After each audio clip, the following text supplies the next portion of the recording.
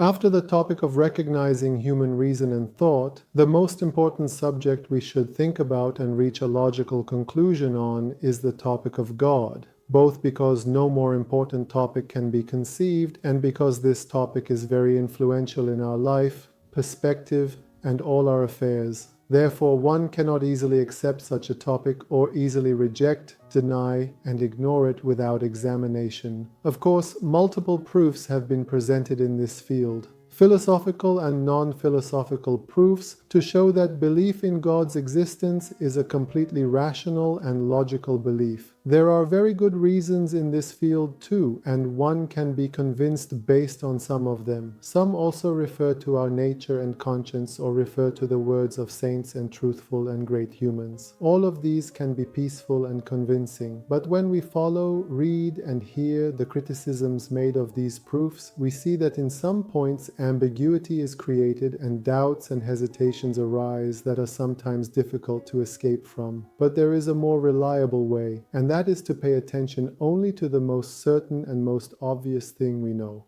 Among the things we know nothing more clear and obvious than existence itself.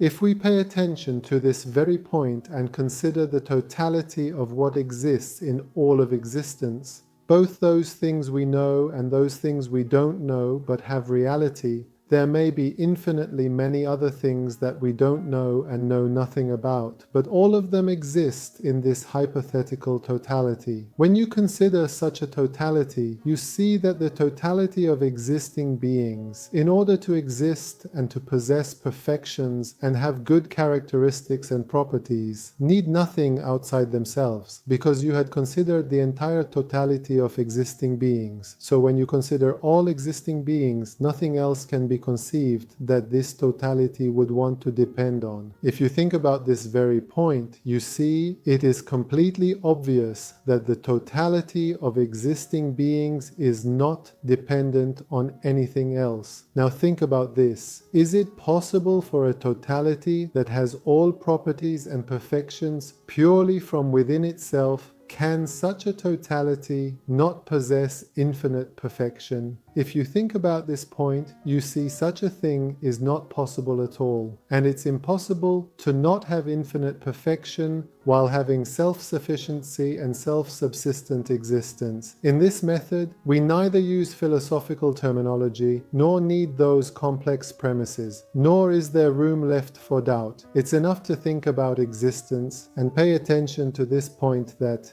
existence and all these perfections and properties and knowledge and power present in it have not been taken from elsewhere. So certainly an infinite and absolute reality exists as the foundation of existence. That which we call God is nothing other than this very reality. We should not search for God looking for a human-like creator who is, for example, in the heavens. Rather, just knowing that absolute power and knowledge rules in existence is sufficient for us to accept that God exists.